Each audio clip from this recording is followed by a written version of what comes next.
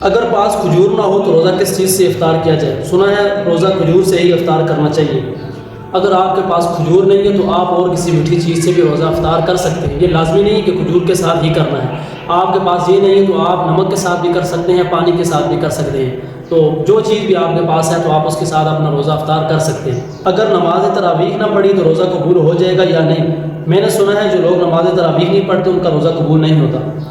دیکھو، نماز تراویح مردوں اور عورتوں دونوں کے لیے یہ سنت موقدہ ہے اور یہ باعث اجر ہے، اور بلا عذر اس کو چھوڑنا یہ گناہ ہے اور نافرمانی ہے۔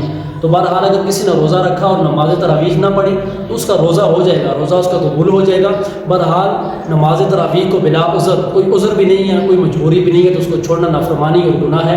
تو بہرحال یہ ایک ہی مہینہ ہے قیام اللیل ہے، تو آپ کو چاہیے کہ آپ نماز تراویح کو ضرور ادا کریں۔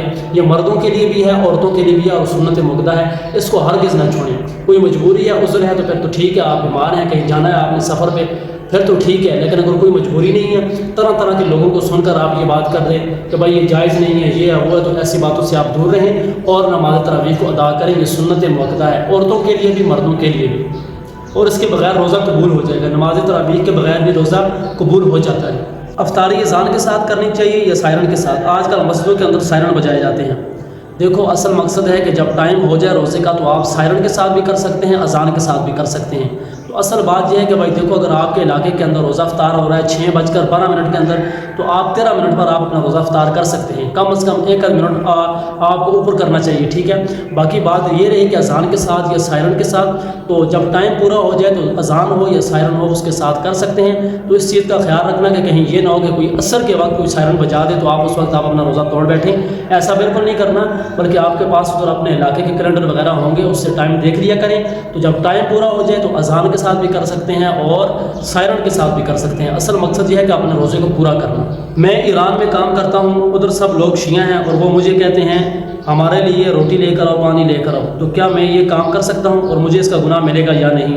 وہ سب لوگ روزہ نہیں رکھتے۔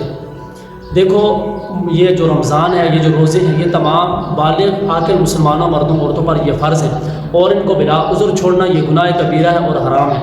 باقی بات یہ رہی کہ جو لوگ روزہ نہیں رکھتے، جو ایران کے اندر ہے، اگر آپ وہاں پر کام کرتے ہیں تو اگر وہ آپ کو کہتے ہیں کہ بھائی ہمارے لیے روٹی لے کر آؤ، پانی لے کر آؤ، ہمیں چائے بنا کر دو، تو اگر یہ کام آپ کرتے ہیں تو آپ یہ معاونت علی الاسم ہے، یعنی آپ گناہ کے اندر ان کا تعاون کر رہے ہیں، ان کی مدد کر رہے ہیں۔ تو آپ کو یہ کام بالکل بھی نہیں کرنا چاہیے۔ جیسے وہ گناہ گار ہوں گے تو ایسے آپ بھی گناہ گار ہو سکتے ہیں اور ہوں گے۔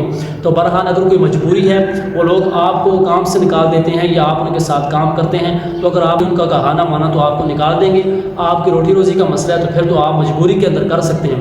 اگر یہ بات نہیں تو پھر آپ یہ کریں، اگر کوئی اور جگہ ہے آپ وہاں پر کام کر لیا کریں۔ تو بہرحال بچنا بہتر ہے۔ آپ ان سے کہہ دیں کہ بھائی میرا روزہ ہے، میں مسلمان ہوں، تو میں آپ کے ساتھ یہ تعاون نہیں کر سکتا۔ تو بہرحال آپ کو اس چیز سے بچنا چاہیے، ان کو اس کام کے اندر آپ ان کی بالکل مدد نہیں کر سکتے۔ رمضان میں جو مزدور کام کرتے ہیں ان سب کا روزہ نہیں ہوتا، تو کیا روزے داروں کے ساتھ جن کا روزہ نہیں ہوتا ان کو بھی افطار کروانا ہوگا یا نہیں؟ دیکھو، جو مزدور روزے دار ہیں اور جو روزے دار نہیں ہیں، تو ان کا جو روزہ افطار کروانا آپ کے ذمہ نہیں ہے۔ اگر آپ نے کروا دیا تو آپ کو ثواب ملے گا، اور جو ان کے ساتھ دوسرے لوگ ہیں کہ جن کا روزہ نہیں ہے، تو ان کو بھی اگر آپ ساتھ بٹھا دیں تو کوئی مسئلہ نہیں ہے، وہ بھی ان کے ساتھ بیٹھ کر اپنا کھانا پینا کر سکتے ہیں۔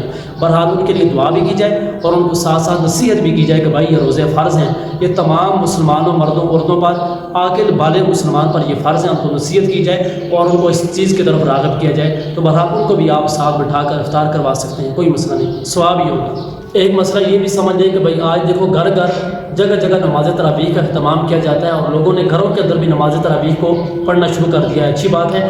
بہرحال ایک بات یاد رکھیں کہ جو عشاء کے جو فرض نماز ہے، جو عشاء کے جو 4 فرض ہیں، یہ آپ کو اپنے محلے کی قریبی مسجد یا اپنے گاؤں کی جو قریبی مسجد ہے اس کے اندر جا کر آپ کو ادا کرنے ہوں گے۔